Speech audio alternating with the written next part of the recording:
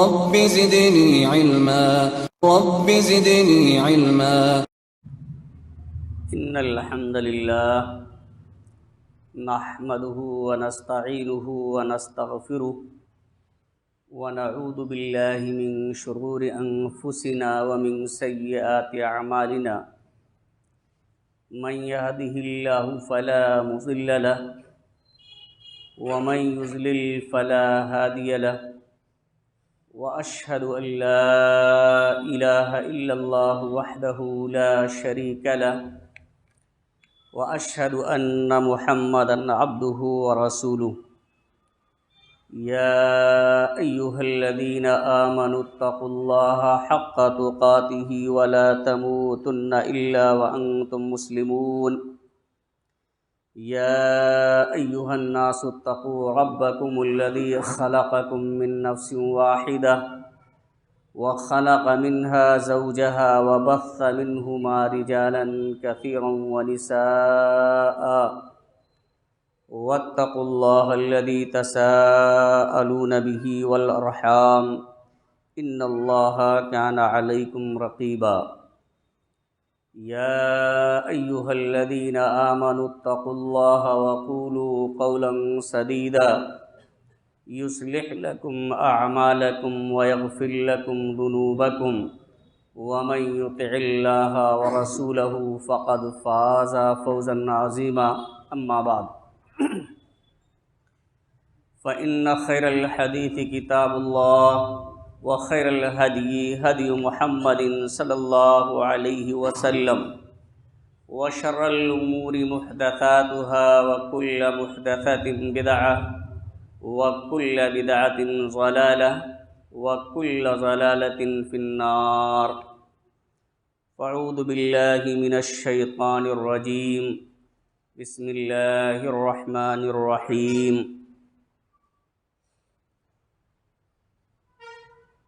يا أيها الذين آمنوا لا تتخذوا اليهود والنصارى أولياء بعضهم أولياء بعض ومن يتولهم منكم فإنه منهم إن الله لا يهدي القوم الظالمين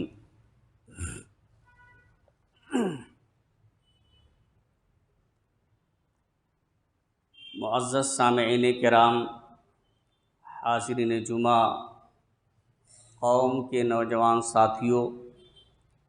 عزیز طلبہ اور پردہ نشین میری ماں اور بہنوں، خطبہ مسنونہ کے بعد سورہ مائدہ کی 51 نمبر آیت کریمہ آپ حضرات کے سامنے تلاوت کی گئی ہے۔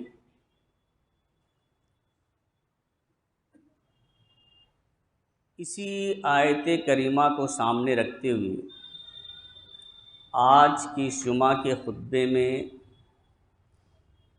قوم یہود کے تعلق سے کچھ باتیں میں آپ حضرات کے سامنے عرض کرنا چاہتا ہوں۔ اللہ رب العالمین سے دعا ہے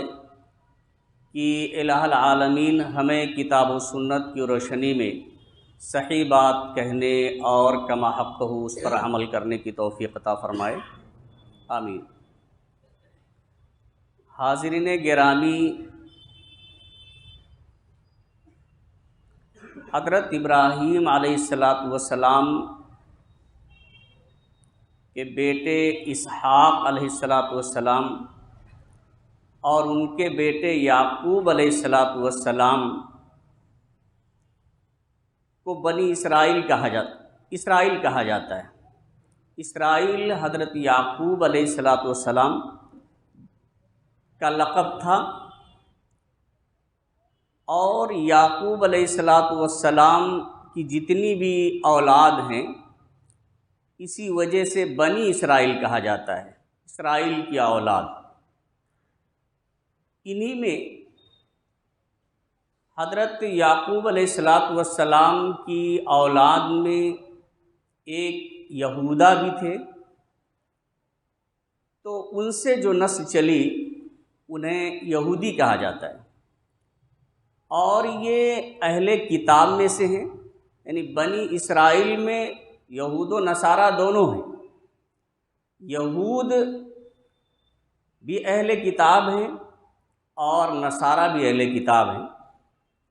یہود حضرت موسیٰ علیہ السلام کے پیروکار اور امتی ہونے کا دعویٰ کرتے ہیں۔ حاضرین گرامی، اللہ رب العزت نے اس قوم کے متعلق، دنیا میں تو بہت سی قومیں آئیں گئیں اور بہت سارے انبیاء کرام اس دنیا میں تشریف لائے، ان کی امتیوں کا ذکر ہے، انبیاء کرام کا ذکر ہے، لیکن یہود کا ذکر بڑی خصوصیت کے ساتھ اور نصارہ کا ذکر اللہ رب العالمین نے بڑی خصوصیت کے ساتھ کیا ہے، اور یہود کی بہت سی مذموم اور قبیح صفات کا ذکر بھی فرمایا ہے۔ اسی لیے اللہ رب العزت نے اس آیت کریمہ میں ارشاد فرمایا، یا ایھا الذین آمنوا لا تتخذوا الیہود والنصارى اولیاء، کہ اے ایمان والو تم یہود و نصارہ کو دوست نہ بناؤ، ان سے دوستی اور ان سے موالات کبھی آپ کو فائدہ نہیں پہنچا سکتی، وہ وفادار نہیں ہوتے۔ بڑی صراحت کے ساتھ اللہ رب العالمین نے منع فرمایا، جبکہ وہ اہل کتاب ہیں، اس کے باوجود بھی اللہ رب العالمین نے ان سے دوستی کرنے سے منع فرمایا، اور فرمایا بعضهم اولیاء بعض، یہود و نصارہ میں سے بعض کے دوست ہیں، جبکہ دونوں کے عقائد میں بڑا فرق ہے، دونوں ایک دوسرے کے کٹر دشمن ہیں۔ یہود نے تو حضرت عیسیٰ علیہ السلام کو اپنے گمان کے مطابق سولی پر لٹکا دیا ہے، انہیں پھانسی دے دی ہے یہود کے گمان کے مطابق، جبکہ نہ انہیں سولی ہوئی اور نہ انہیں قتل ہی کیا گیا، بلکہ اللہ رب العالمین نے حضرت عیسیٰ علیہ السلام کو زندہ آسمان پر اٹھا لیا۔ تو یہود ان کے اندر خود دشمنی ہے، اور یہاں تک کہ حضرت مریم علیہ السلام پر یہود نے زنا کا بھی تہمت لگایا، زانیہ ہونے کی بھی تہمت ان پر لگائی نعوذ باللہ، جس کی برات کا صرف قرآن مجید میں موجود ہے۔ تو یہ تو خود آپس میں دشمن ہیں، لیکن جہاں اسلام کی بات آتی ہے، اللہ کے رسول صلی اللہ علیہ وسلم کی امتیوں کی بات آتی ہے، تو وہاں ایک دوسرے کے اتنی دشمنی ہونے کے باوجود کہ ایک کے نبی کو اپنی گمان کے مطابق سولی پر چڑھا دیا، نبی کی والدہ محترمہ عفیفہ پر، پاک دامن ماں پر زنا کا تہمت لگایا، اس کے باوجود بھی جہاں اسلام کی بات آتی ہے، اللہ کے رسول صلی اللہ علیہ وسلم کی امتیوں کی بات آتی ہے، تو آپس میں ایک دوسرے کے وہ دوست ہوتے ہیں، ایک دوسرے کے ہمدرد ہوتے ہیں، پھر وہ دشمنی ان کے اندر نہیں رہ جاتی ہے۔ یہ اسلام دشمنی کا نتیجہ ہے۔ بعضهم اولیاء بعض ومن یتولہم منکم، تم میں سے جو شخص انہیں اپنا دوست بنائے گا، ان سے دلی لگاؤ رکھے گا، ان سے محبت کرے گا، ان سے دوستی قائم رکھے گا، تو فَإِنَّهُ مِنْهُمْ، وہ بھی انہی میں سے ہے۔ ان اللہ لا یہدی القوم الظالمین، اللہ رب العالمین ظالم قوموں کو ہدایت نہیں دیتا ہے۔ تو یہ دونوں قومیں، چاہے یہود ہوں چاہے نصارہ ہوں، یہ مسلمانوں کے ساتھ وفا نہیں کر سکتی ہیں۔ اور ایک آیت میں اللہ رب العالمین نے بڑی صراحت کے ساتھ بیان فرمایا ہے کہ لَتَجِدَنَّ أَشَدَّ النَّاسِ عَدَاوَةً لِلَّذِينَ آمَنُوا الْيَهُودَ وَالَّذِينَ أَشْرَكُوا وَلَتَجِدَنَّ أَقْرَبَهُمْ مَوَدَّةً لِلَّذِينَ آمَنُوا قَالُوا إِنَّا نَصَارَى ذَلِكَ بِأَنَّ مِنْهُمْ قِسِّيسِينَ وَرُهْبَانًا وَأَنَّهُمْ لَا يَسْتَكْبِرُونَ، کہ آپ لوگوں میں سب سے زیادہ، انسانوں میں سب سے زیادہ مومنوں سے جو دشمنی رکھنے والی قوم ہے، جو عناد رکھنے والی قوم ہے، جو نفرت رکھنے والی قوم ہے، وہ یہود ہے اور مشرکین ہیں۔ بلکہ مشرکوں سے بھی زیادہ یہ لوگ اسلام سے، مسلمانوں سے دشمنی رکھنے والے ہیں، ان سے عناد رکھنے والے ہیں، نفرت کرنے والے ہیں۔ وَلَتَجِدَنَّ أَقْرَبَهُمْ مَوَدَّةً لِلَّذِينَ آمَنُوا قَالُوا إِنَّا نَصَارَى۔ ہاں، جو لوگ اپنے آپ کو نصارہ کہتے ہیں وہ یہود کے مقابلے میں آپ کے کچھ ہمدرد ہوں گے۔ یہ مطلب نہیں ہے کہ وہ آپ کے ہمدرد ہیں سرے سے، یا آپ کے دشمن نہیں ہیں، لیکن نصارہ کے مقابلے میں یہود کی دشمنی زیادہ ہے، اور ان کے مقابلے میں یہ آپ سے کہ کچھ ہمدرد ہیں جو لوگ اپنے آپ کو نصارہ کہتے ہیں۔ اور اس کی وجہ بھی اللہ کے تبارک و تعالیٰ نے بیان فرمائی آگے آیت میں، ذَلِكَ بِأَنَّهُمْ قِسِّسِينَ وَرُهْبَانًا، یہ اس وجہ سے کہ نصارہ کے درمیان علماء موجود ہیں، ان کے درمیان عبادت گزار لوگ موجود ہیں، وَأَنَّهُمْ لَا يَسْتَكْبِرُونَ، اور یہ لوگ تکبر نہیں کرتے ہیں۔ لیکن کچھ ہمدردی ان کے مقابلے میں ہے، لیکن کلی طور سے وہ آپ کے ہمدرد نہیں ہو سکتے ہیں۔ اسی لیے سورہ مائدہ کی اس آیت میں صاف طور سے اللہ رب العالمین نے یہود اور نصارہ دونوں سے دلی لگاؤ اور ان سے دوستی رکھنے سے منع فرمایا۔ یہ قوم یہود یہ ذاتی دشمنی، دلی عناد کی وجہ سے، آپس میں کبر و غرور کی وجہ سے یہ جان بوجھ کر حق کی جو باتیں ہوتی ہیں اس کو چھپا لیتے۔ ایک بہت بڑی کمی یہ بھی ہے کہ جانتے ہوئے بھی کہ حق بات کیا ہے، اس بات کا علم ان کے پاس موجود ہے کہ صحیح بات کیا ہے،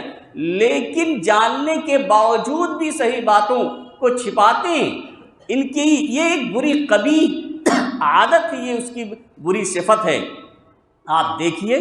چاہے فلسطین کا معاملہ ہو یا دنیا میں کسی بھی جگہ کا معاملہ ہے، باتیں کچھ ہوتی ہیں اور لوگوں کے سامنے کسی اور انداز سے پیش کر دیا جاتا ہے، تو یہ جان بوجھ کر یہ چیزیں لوگوں کے سامنے پیش کی جاتی ہیں۔ یہ یہود کی بہت بری صفت ہے۔ اللہ رب العالمین نے بیان فرمایا سورہ جاسیہ کے اندر، وَآتَيْنَاهُمْ بَيِّنَاتٍ مِّنَ الْأَمْرِ، کہ ہم نے ان یہودیوں کو، ان لوگوں کو دین کی کھلی کھلی دلیلیں، واضح دلیلیں عطا کی، فَمَا اخْتَلَفُوا إِلَّا مِن بَعْدِ مَا جَاءَهُمُ الْعِلْمُ بَغْيًا بَيْنَهُمْ، لیکن علم کے آ جانے کے باوجود، یعنی علم آ گیا ان کے پاس، انہیں واضح ہو گیا کہ حق کیا ہے،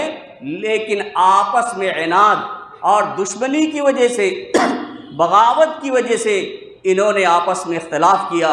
ان ربک یقضی بینہم یوم القیامہ، بے شک تمہارا رب ان کے درمیان قیامت کے دن فیصلہ کرے گا، فیما کانوا فیہ یختلفون، جس میں وہ لوگ اختلاف کرتے ہیں۔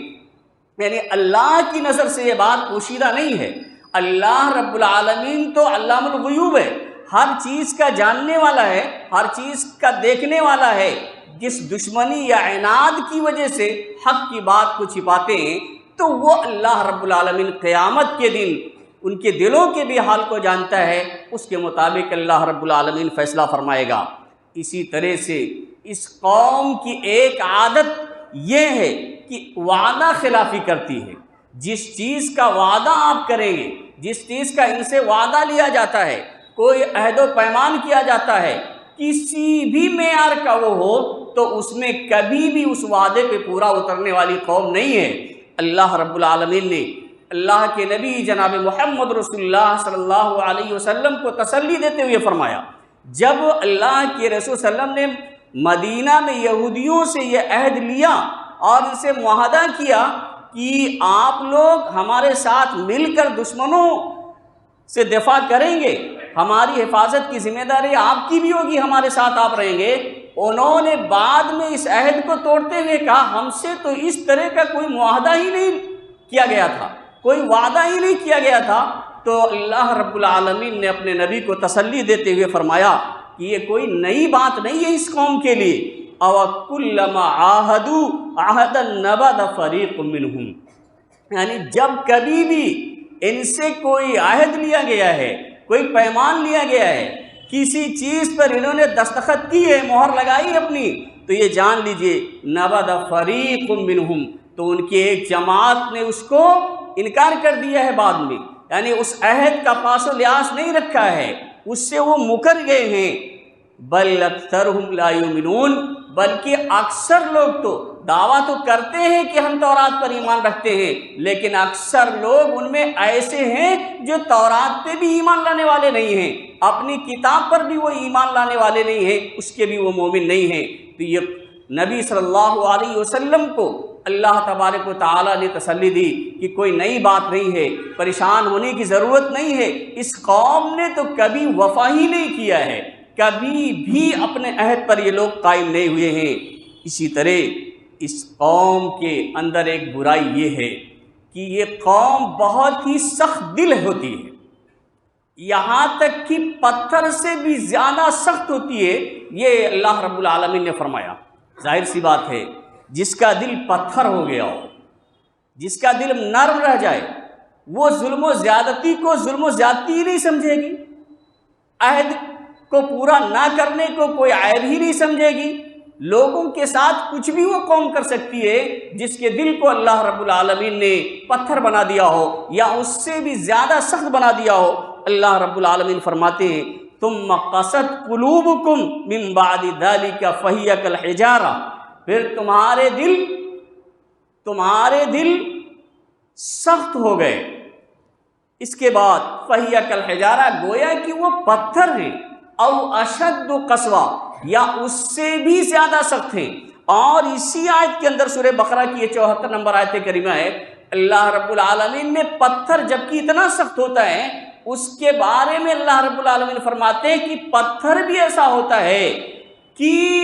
اس سے نہریں نکل جاتی ہیں، پتھر سے بعض پتھر پھٹ جاتے ہیں، پانی نکلنے لگتا ہے، بعض پتھر اللہ کے خوف سے گر پڑتے ہیں، یعنی پتھر جو سخت ہونے کے باوجود بھی نہریں جاری کر دیتے ہیں، پانی نکلنے لگتا ہے، اللہ کے خوف سے گر جاتے ہیں، لیکن یہ قوم اس سے بھی زیادہ سخت ہے۔ بتائیے پتھر اتنی سختی کے باوجود یہ خوبیاں اس کے اندر پائی جاتی ہیں، لیکن یہ قوم جس کے اندر اللہ رب العالمین نے دل رکھا ہے، اچھائی اور برائی کے سمجھنے کی طاقت رکھی ہے، اس کے باوجود بھی پتھروں سے زیادہ سخت ہیں، جو حق کو قبول کرنے کے لیے تیار نہیں ہوتے اور ظلم و زیادتی پر آمادہ رہتے ہیں۔ اسی طرح سے اپنی مرضی کے خلاف اگر کوئی بات ہے، اگر ان کی مرضی کے، اس قوم کی مرضی کے خلاف کوئی بات ہے، ان کے مفاد سے کوئی بات ٹکراتی ہے، تو چاہے رسول ہوں، نبی ہوں، یہاں تک کہ اللہ بھی اگر کہہ رہا ہے تو اس کو ماننے والی یہ قوم نہیں ہے۔ اللہ رب العالمین نے صاف طور سے اعلان فرمایا ہے أَفَكُلَّمَا جَاءَكُمْ رَسُولٌ بِمَا لَا تَهْوَىٰ أَنفُسُكُمْ اسْتَكْبَرْتُمْ فَفَرِيقًا كَذَّبْتُمْ وَفَرِيقًا تَقْتُلُونَ، کہ جب بھی رسول تمہارے پاس، یعنی یہود کو مخاطب کر کے کہا گیا ہے کہ جب بھی رسول تمہارے پاس کوئی ایسا حکم لے کر کے آتے ہیں، جبکہ رسول تمہاری ہی خیر خواہی کے لیے ہیں، تمہاری ہی رہنمائی کے لیے، اللہ کے عذاب سے آخرت میں تم کو بچانے کے لیے رسول تمہارے پاس اگر اللہ رب العالمین کی طرف سے کوئی حکم لے کر کے آتے ہیں، بِمَا لَا تَهْوَىٰ أَنفُسُكُمْ، جو تمہاری مرضی کے مطابق نہیں ہیں، تمہارا دل ان کو تسلیم نہیں کرتا ہے، تم گوارا کرنا نہیں چاہتے ہو اس حکم کو، تو استکبرتم، تم اکڑ جاتے ہو، اس میں اڑ جاتے ہو، پھر اس کو ماننے کے لیے تیار نہیں ہوتے ہو، اور تم فَفَرِيقًا كَذَّبْتُمْ، ایک فریق کو تو تم جھٹلا دیتے ہو، وَفَرِيقًا تَقْتُلُونَ، اور ایک فریق کو قتل کر ڈالتے ہو۔ یعنی یہ قوم آپ دیکھیں جو ان کی بھلائی کے لیے انبیاء کرام آتے ہیں، انبیاء کرام جو ان کی بھلائی کے لیے، انہی کی رہنمائی کے لیے بھیجے جاتے، یا ان کے اندر علماء یا داعی جو انہیں اللہ کی طرف بلاتے ہیں تاکہ آخرت میں جو بڑا خسارہ ہے عظیم نقصان ہے، اس نقصان سے ان کو بچایا جا سکے، ایسے لوگوں کو یہ قوم جھٹلانے کے ساتھ ساتھ قتل بھی کرتی رہی ہے۔ آپ بتائیے، جو اپنوں کو قتل کرتی رہی ہو، اپنے نبیوں کو قتل کرتی رہی ہو، اپنے علماء اور داعی کو قتل کرتے رہی ہو، وہ آج معصوم بچوں کو، عورتوں کو، بوڑھوں کو اگر قتل کرتی ہے تو کوئی تعجب کی بات نہیں ہے۔ اس قوم سے کچھ بھی ہو سکتا ہے۔ آگے اللہ رب العالمین نے ایک دوسری آیت سورہ آل عمران کے اندر ارشاد فرمایا، ان الذین یکفرون بآیات اللہ ویقتلون النبیین بغیر الحق، بے شک وہ لوگ جو اللہ کی آیات کا انکار کرتے ہیں،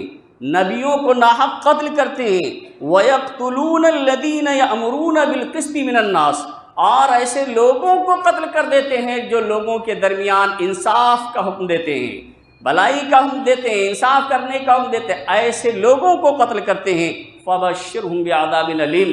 تو اے نبی ایسے لوگوں کو دردناک عذاب کی بشارت سنا دیجئے۔ تو سامعین کرام، اس قوم کی یہ مذموم صفات ہے یہود کی، جو اللہ کے رسول اللہ رب العالمین نے قرآن کی زبانی اس کو بیان کیا ہے۔ بلکہ یہ قوم ہمیشہ فتنہ و فساد کرنے والی ہے، اس کا بھی ذکر اللہ رب العالمین نے کیا۔ اللہ رب العالمین سورہ اسراء کے اندر فرماتے ہیں، 5 سے لے کر کے 4 نمبر آیت کریمہ سے لے کر کے 7 تک آپ مطالعہ کیجئے اور دیکھیں کیا اللہ رب العالمین نے فرمایا، وَقَضَيْنَا إِلَىٰ بَنِي إِسْرَائِيلَ فِي الْكِتَابِ لَتُفْسِدُنَّ فِي الْأَرْضِ مَرَّتَيْنِ وَلَتَعْلُنَّ عُلُوًّا كَبِيرًا، کہ بنی اسرائیل کی کتاب میں ہم نے یہ فیصلہ کر دیا تھا، یہ اللہ رب العالمین فرماتے ہیں کہ بنی اسرائیل کی کتاب میں ہم نے یہ فیصلہ کر دیا ہے کہ تم 2 مرتبہ زمین میں بہت ہی زیادہ فساد مچاؤ گے، بہت ہی زیادہ فتنہ و فساد برپا کرو گے، وَلَتَعْلُنَّ عُلُوًّا كَبِيرًا، اور بہت ہی جبر و زیادتی کرو گے، ظلم کرو گے۔ یہ اللہ رب العالمین نے فرمایا ہے، ان کی کتاب میں اس بات کو اللہ رب العالمین کہتا ہے کہ میں نے فیصلہ کر دیا تھا، اور وہ 2 مرتبہ کیا ہے؟ اللہ رب العالمین نے وقت چونکہ کم ہے اس لیے آیات کے ترجمے پہ میں اکتفا کرتا ہوں۔ اللہ رب العالمین آگے فرماتے ہیں، جب پہلے وعدے کا وقت آیا تو ہم نے ان کے اوپر اپنے ان بندوں کو بھیج دیا جو بڑے ہی لڑاکے تھے، بڑے طاقتور تھے، اور یہ ان کے گھروں میں گھس گئے، ان یہودیوں کے گھروں، یروشلم پر حملہ کر کے اور ان کے گھروں میں گھس گئے۔ اور اس کے بعد یہ ایسا وعدہ تھا جو اللہ رب العالمین کا وعدہ پورا ہونا تھا، یہ اس وقت ہوا حضرت عیسیٰ مسیح علیہ السلام کی پیدائش سے 600 سال قبل، جب انہوں نے حضرت شعیب علیہ السلام کو قتل کر دیا یا حضرت ارمیہ علیہ السلام کو قید کر لیا، تو اللہ رب العالمین نے تیار کیا بابل کے فرما روا بادشاہ کو، بخت نصر کو، اور اس نے یروشلم پر حملہ کر کے بہت سے یہودیوں کو قتل کیا، بہت سوں کو قید کر لیا، اور بہت سے لوگ قیدی بنائے گئے، کافی ان پر۔ تو جب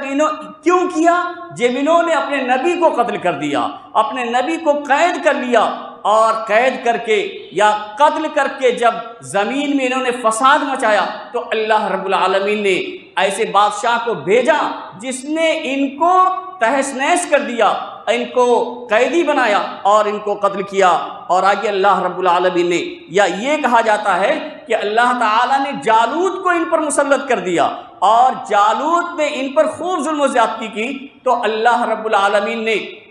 حضرت داؤد علیہ السلام کے ذریعہ طالوت کی قیادت میں اور پھر ان جالوت کو قتل کیا۔ بہرحال پھر اس کے بعد یہ واقعہ ہونے کے بعد اللہ رب العالمین نے 6 نمبر آیت کریمہ میں فرمایا کہ پھر ہم نے انہیں مال و دولت سے نواز دیا، جو بادشاہ نے چھین لیا تھا اس مال و دولت سے پھر ہم نے نواز دیا، اور انہیں بیٹے عطا کی، اولاد سے نوازا، پھر طاقتور بنا دیا، قوت عطا کی۔ لیکن پھر انہوں نے اللہ رب العالمین کی نافرمانی کی، اور انہوں نے اس موقع پر حضرت زکریا علیہ السلام کو قتل کر دیا، اور حضرت عیسیٰ علیہ السلام کو قتل کرنے کے دے پہ ہو جائے، ان کے گمان کے مطابق انہوں نے قتل کر دیا ہے۔ تو اللہ رب العالمین پھر روم کے بادشاہ کو بھیجا، اور اس نے ان پہ تسلط حاصل کر کے ان کو قیدی بنایا، ان کو قتل کیا، یہاں تک کہ مذہبی صحیفوں کو پیروں تلے لوٹ ڈالا۔ صرف کیا وجہ تھی؟ ان کی نافرمانی تھی، اپنے نبی کو قتل کرنے کی وجہ سے۔ ایسا اس رومی بادشاہ نے، ان کے یہ 70 کا واقعہ ہے کہ اس نے اپنے مذہبی کتابوں کو بھی پیروں تلے، ان صحیفوں کو بھی لوٹ ڈالا، اور بیت المقدس اور ہیکل سلیمانی کو بھی اس نے ڈھا دیا۔ یہ 70 کا واقعہ ہے۔ تو اس کو بھی اللہ رب العالمین نے ذکر فرمایا ہے کہ فَإِذَا جَاءَ وَعْدُ الْآخِرَةِ، جب دوسرے وعدے کا وقت آیا کہ 2 مرتبہ یہ لوگ فساد کریں گے، تو وہ وعدہ تھا کہ زکریا علیہ السلام کو انہوں نے قتل کیا، تو ایسے اور موسیٰ علیہ السلام کو صلیب پر چڑھانے کی کوشش کی، تو اللہ رب العالمین نے ایسے وقت میں ایک بادشاہ کو بھیجا اور اس نے ان کو قتل کیا۔ تو یہ زمین میں ہمیشہ فتنہ و فساد کرنے والی ہی قوم ہے، کبھی بھی اس سے وفا کی امید نہیں کی جا سکتی ہے۔ اسی طرح سے کھانے پینے سے لے کر کے ہر چیز میں اس نے اللہ اور اس کے رسول کی، جس کے بھی یہ ماننے والے رہے ہوں، جو بھی اس دور میں نبی رہے ہوں، موسیٰ علیہ السلام سے لے کر کے اور ان کے بعد جو انبیاء کرام آئے، سب کی نافرمانی ہی کرتے رہے، یہاں تک کہ کھانے پینے میں سود کی ملاوٹ کر دی۔ ناحق طریقے سے ان کے علماء اور مشائخ نے لوگوں کے مال ایڈ لیے، غلط مسائل اور فتوے بتا دیا کرتے تھے۔ اللہ رب العالمین فرماتے ہیں وَتَرَى كَثِيرًا مِّنَ النَّاسِ يُسَارِعُونَ فِي الْإِثْمِ وَالْعُدْوَانِ وَأَكْلِهِمُ السُّحْتَ، یعنی ان لوگوں میں سے، بنی اسرائیل میں سے اکثر کو آپ دیکھیں گے جو یسارعون فی الاسم، جو گناہ کے کاموں میں، والعدوان، ظلم و زیادتی کے معاملے میں، واکلہم السحت، اور حرام کھانے میں یہ لپک رہے ہوں گے، یعنی دوڑ کے نافرمانی کا کام کریں گے، دوڑ کے ظلم و زیادتی کریں گے، اور دوڑ کے حرام مال کھائیں گے۔ وَلَبِئْسَ مَا كَانُوا يَعْمَلُونَ، اور جو کچھ یہ کرتے ہیں بہت برا ہے۔ یعنی اللہ رب العالمین اس سے باخبر ہے۔ دنیا میں ممکن ہے کہ کچھ وقت کے لیے اللہ رب العالمین ایسے ظالموں کو مہلت دے دے، لیکن آخرت کے دن اللہ رب العالمین کے عذاب سے، اس کی گرفت سے کوئی بچنے والا نہیں ہے، بلکہ یہ تو چاہتے ہیں کہ ہزار سال ان کو اللہ رب العالمین زندگی عطا کر دے۔ یہ قوم مرنا بھی نہیں چاہتی ہے، ہمیشہ چاہتی ہے کہ ہمیشہ کی زندگی اللہ رب العالمین اسے عطا کر دے، لیکن کیا ایسا ممکن ہے؟ یا 1000 سال کی زندگی بھی اگر اللہ رب العالمین عطا کر دے تو کیا یہ زندگی ان کو اللہ کے عذاب سے بچا سکتی ہے؟ کبھی نہیں بچا سکتی۔ اللہ رب العالمین نے فرمایا وَلَتَجِدَنَّهُمْ أَحْرَصَ النَّاسِ عَلَىٰ حَيَاةٍ وَمِنَ الَّذِينَ أَشْرَكُوا، کہ آپ ان کو پائیں گے کہ یہ دنیاوی زندگی میں مشرکوں سے بھی زیادہ حریص ہیں، سب سے زیادہ دنیاوی زندگی کے حریص ہیں، موت سے بہت ڈرتے ہیں، موت سے بہت بھاگنے والے ہیں، اور یہاں تک کہ مشرکین سے بھی زیادہ یہ موت سے ڈرتے ہیں۔ اور یود احدہم لو یعمر 1000 سنہ، ان میں سے ہر شخص یہ چاہتا ہے کہ 1000 سال کی اسے عمر مل جائے اور وہ زندہ رہے، لیکن وما ہوا بمزحزحہ من العذاب ان یعمر، لیکن یہ عمر دیا جانا، اگر 1000 سال کی بھی اللہ رب العالمین انہیں عمر دے دے تو جو ان کے اعمال ہیں، جو ان کے برے کارتوت ہیں، اس کی وجہ سے یہ سمجھے کہ اللہ کے عذاب سے بچ جائیں، تو یہ عمر ان کو اللہ کے عذاب سے بچا نہیں سکتی ہے۔ واللہ بصیر بما یعملون، اور اللہ رب العالمین ہر چیز کو دیکھنے والا ہے، جانتا ہے۔ اسی طرح سے یہ قوم انتہائی کنجوس ہے، انتہائی کنجوس ہے۔ اگر اس کے اختیار میں کوئی چیز ہے تو اس سے حاصل کرنے کی امید نہیں کی جا سکتی ہے۔ آپ دیکھتے ہیں کبھی پانی بند، کبھی بجلی بند، کبھی اور کوئی چیز سامان رسد بند کر دیتے ہیں جو ان کی ملکیت میں ہوتی ہے، جہاں مسلمانوں پہ یہ ظلم و زیادتی کرتے ہیں یا جس قوم پہ بھی کرتے ہیں۔ اللہ رب العالمین نے فرمایا ام لہم نصیب فی الملک من الملک، ام لہم نصیب من الملک، کیا بادشاہت اور سلطنت میں ان کا کچھ حصہ ہے؟ یعنی اللہ رب العالمین جو نظام چلا رہا ہے پوری کائنات کا، ان کا کوئی اس میں حصہ نہیں ہے، بادشاہت اور سلطنت میں ان کا کوئی حصہ نہیں ہے۔ فَإِذَا لَا يُؤْتُونَ النَّاسَ نَقِيرًا، تو نقیر کہتے ہیں کھجور کی گٹھلی پر ایک جو نقطہ ہوتا ہے، اس نقطے کو کہا جاتا ہے۔ اگر ان کو یہ اختیار ہو جائے، بادشاہت میں یہ شریک ہوتے،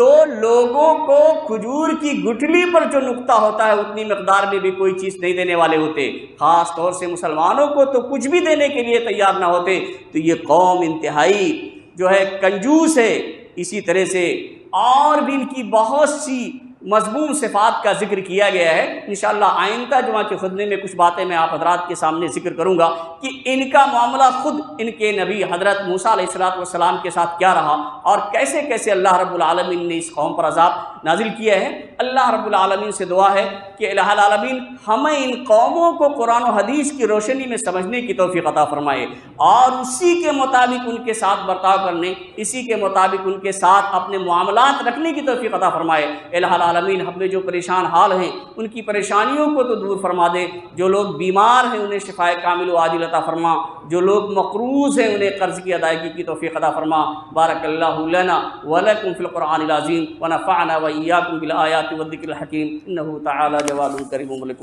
رؤوف رحیم۔